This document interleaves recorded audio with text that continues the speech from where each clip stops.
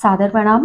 मैं नीरजा चौधरी आपके अपने चैनल इन्फोनी कॉर्नर में आप सभी का स्वागत एवं अभिनंदन करती हूँ। हम पढ़ रहे थे पॉलिटिकल साइंस के टॉपिक को, जिसमें हम बात कर रहे थे गांधी जी के राजनीतिक विचारों की। उसी को आगे बढ़ाते हैं और बात करते हैं गांधी जी के धर्म पर राजनीति और धर्म पर संबंधित विचार क्या है। सबसे पहले गांधी जी के संदर्भ में ये कि क्या धर्म की अवधारणा उन्होंने प्रस्तुत की, यानी धर्म की क्या अवधारणा है। गांधी जी ये कहते थे कि विश्व के बहुत सारे महान धर्म हैं और हर धर्म एक बेस पर काम करता है और वो है उसकी सत्यता, यानी कि हर धर्म क्या करता है, सत्यता पर विश्वास करता है। अब जितने मत हैं उतने ही धर्म हैं, मतलब उनका ये कहना था कि लोगों में हो सकता मत कम हो लेकिन धर्म उससे कहीं अधिक ज्यादा हो गए हैं। ठीक है।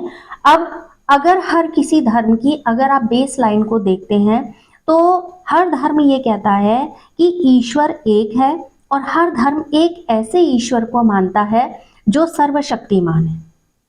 तो ये कहते हैं कि धर्म का आचरण से अंतर किया जाना चाहिए, यानी जितनी बेसिक कॉन्सेप्ट्स हैं वो बेसिक कॉन्सेप्ट्स सभी धर्मों के समान हैं। हर धर्म एक ईश्वर को मानता है, हर धर्म एक अनुयायी है किसी ना किसी बड़े उसका, और साथ ही साथ इसके लिए जरूरी नहीं है कि आप उनका कोई एक नोमेनक्लेचर तैयार कर दें, कोई एक नामकरण वहां पर कर दें। इसी के संदर्भ में आगे कि वो राजनीति की क्या अवधारणा को प्रस्तुत करते हैं, वो उनके अनुसार राजनीति क्या है। गांधी जी सामान्य जीवन में भी राजनीति को बहुत महत्वपूर्ण स्थान देते हैं।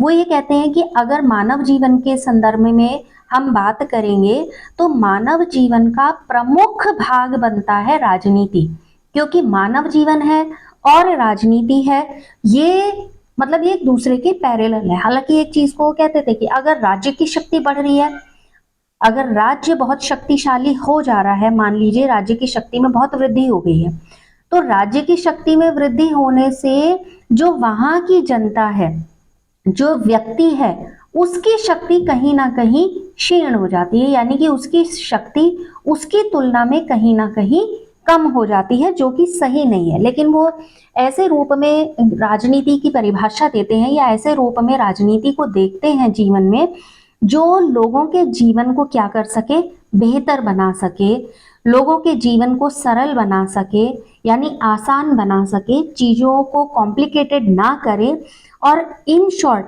जीवन की सरलता की ओर अगर राजनीति ले जाती है तो कहते हैं मानव जीवन में राजनीति बहुत लाभकारी हो सकती है।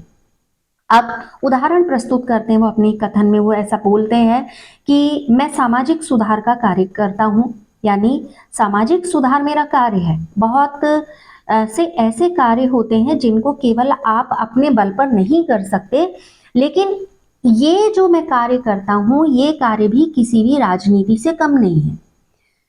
अगर आप सामाजिक कार्य करते हैं, एक उदाहरण अपने जीवन से अगर आप ले लें, आप कोई सामाजिक कार्य करते हैं तो आपको कोई ना कोई राजनीतिक सहयोग अवश्य चाहिए होगा और कहीं ना कहीं कोई राजनीतिक कार्य उसके साथ जुड़ा होगा, तभी वह कर पाना संभव है। अभी स्वच्छता अभियान चला है, पूरे विश्व में स्वच्छता पखवाड़ा, पूरे भारत में ये स्वच्छता पखवाड़ा मनाया जा रहा है। अब इस स्वच्छता पखवाड़े में ही अगर आप देखें कि है तो ये सामाजिक कार्य, देश को साफ करने का काम हो रहा है, गंदगी हटाने का काम हो रहा है, कूड़ा कचरा इधर उधर ना रहे ये काम हो रहा है। और गांधी जी का जो आदर्श था स्वच्छ भारत, तो वो भारत स्वच्छ हो, उसी को पॉलिटिकल पार्टीज ने आगे बढ़ाया और इसको एक सामाजिक कार्य के रूप में लेते हुए कहीं ना कहीं राजनीति उसमें आई, यानी कि राजनीति का हस्तक्षेप हुआ। तो कोई भी, वो यही कहते हैं कि कोई भी सामाजिक कार्य अगर होना है, चाहे सामाजिक सुधार होना है या कोई अन्य सामाजिक कार्य होना है, तो राजनीतिक कार्य के बिना होना संभव नहीं है। और इसीलिए वो कहते हैं कि मैंने राजनीति को अपनाया ताकि वो मेरे सामाजिक कार्य को बढ़ाने में सहयोग कर सके। तो वो सामाजिक जीवन में राजनीति को एक अच्छा स्थान देते हैं और वो ये भी कहते हैं कि मनुष्य के जितने कार्य हैं सभी कार्य कहीं ना कहीं राजनीति से प्रभावित होते हैं। आप अलग अलग व्यवसाय में हैं, आप कुछ लोगों से बात करते हैं या आप अपने किसी कार्य को संपन्न कराना चाहते हैं तो भी आपको उसके लिए राजनीति की जरूरत पड़ती है। ठीक हो गया। तो गांधी जी अगर राजनीति के संदर्भ में कुछ ऐसे शब्दों का चयन करते हैं जिससे वो ये कहते हैं कि मुझे इन शब्दों से घृणा है। वो ये कहते हैं कि सत्ता का संकेंद्रण यानी कि सेंट्रलाइजेशन नहीं होना चाहिए, सत्ता लोगों के हाथ में होनी चाहिए।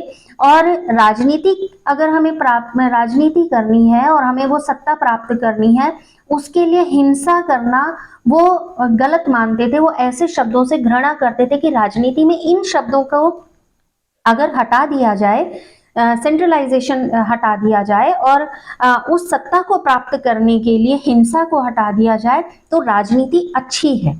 ठीक है। लेकिन चीजें कालांतर से लेकर अगर वर्तमान तक देखें तो चीजें बहुत बदलती चली गई हैं। फिर उन्होंने इस चीज को स्पष्ट किया धर्म के संदर्भ में, धर्म और राजनीति के मध्य उन्होंने संबंध के माध्यम से स्पष्ट किया कि अगर हम एक एक बिंदु के आधार पर ये देखें कि राजनीति का हस्तक्षेप हमारे जीवन में कहाँ कहाँ है, तो वो ये कहते हैं कि धर्म और राजनीति को आप अलग अलग नहीं कर सकते हैं। ठीक है।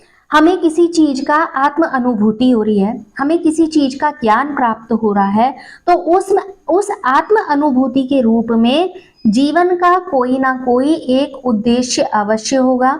जीवन का ये जो आधारभूत उद्देश्य होता है यानी कि एक बेसिक जो कंसेप्ट है या बेसिक जो ऑब्जेक्टिव हम लेके चल रहे हैं, अगर हम अलग अलग सामाजिक या धार्मिक कार्यों से लें तो धार्मिक कार्यों में समर्थ नहीं बनाएगा या उनको सार्थक नहीं बनाएगा